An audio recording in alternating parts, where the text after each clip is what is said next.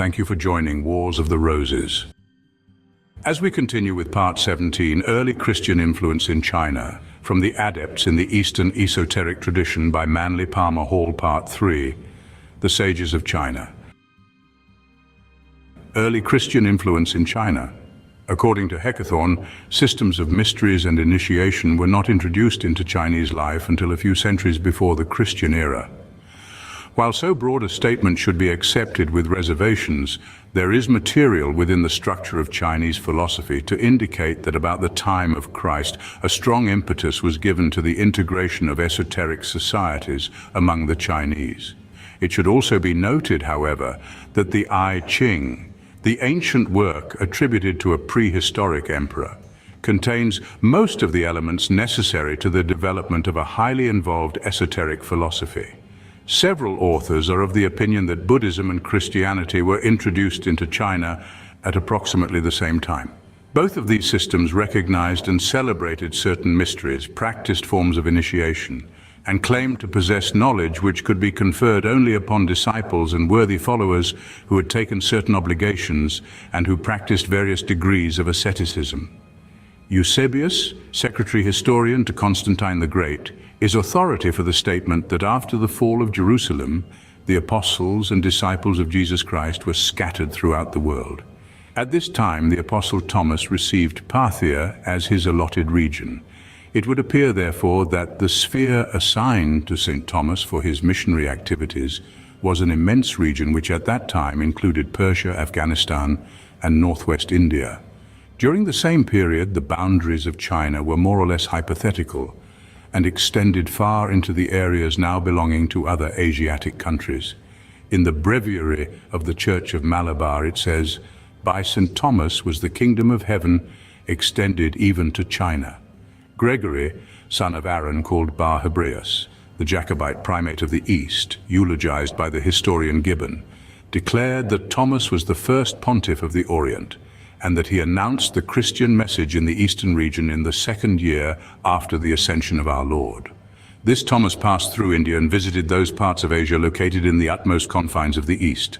John Kesson, in his learned treatise relating to the fortunes of Christianity in China, states, "In the Chaldean ritual there is still an office to the Apostle of India. By the blessed St. Thomas, the Chinese and Cushites were converted to the truth. By the blessed St. Thomas, the Indian idolatries were dissipated. By St. Thomas they received the virtue of baptism and the adoption of children. By him the kingdom of heaven penetrated into China." The same writer adds that the Syrian Christians, who are still to be found on the coasts of Malabar and Coromandel, hold firmly to the position that St. Thomas was the founder of their churches, and they further say that he preached the gospel in the city of the great Khan, Peking, and there built a church. Later, St. Thomas was martyred at Coromandel because he excited the enmity of certain Hindus. His death is said to have occurred in AD 68. The apostle was originally buried in India, but in the year AD 380, his bones were brought from India to Edessa and reinterred. A work known as the Acts of Thomas, originally composed in Syriac, relates the details of his missionary labors. It has been suggested that St. Thomas was laboring in China at the time when the Emperor Ming-Ti had his vision of the golden figure, which suggested to him a saying of Confucius, "The Holy One is in the West." He therefore sent ambassadors to India, and as a result, Buddhist missionaries returned and established their first vital contact with the Chinese. Kesson suggests that it would be quite possible that both Buddhist and Christian teachers were included in the group which reached China through the invitation of this emperor. All this has a definite bearing upon the subject of an adept tradition in China. The Syrian church became involved in what are called heretical doctrines, and as early as the 4th century, the Acts of Thomas, as originally compiled, was branded as an heretical writing. This was due to the strong Gnostic and Manichaean influences detected in the work and formally pointed out by St. Augustine. To again quote Kesson, add to this that Central Asia at an early period was the stronghold of Gnostics and Manichaeans, and it is not difficult to believe that traveled natives of China might have become acquainted with their doctrines. Detail of Christian decoration from the Si Nan Fu tablet, from Favier's Peking.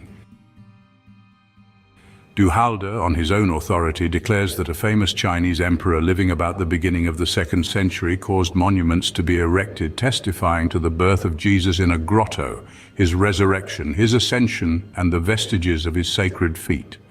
It is possible, of course, that Nestorianism, also an heretical Christian sect which is known to have penetrated China in the 6th or 7th century AD, is responsible for ancient monuments, such as those described by Father Favier. The important point is that early Christian influence, according to Western records, would have reached China at approximately the time when mystical, magical, and esoteric doctrines first received general attention.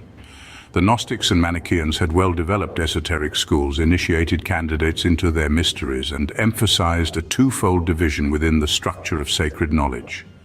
Both taught that ancient traditions, philosophies, and symbolic systems concealed profound spiritual truths under allegorical forms, and therefore certain keys were necessary to unlock the secret doctrines of antiquity.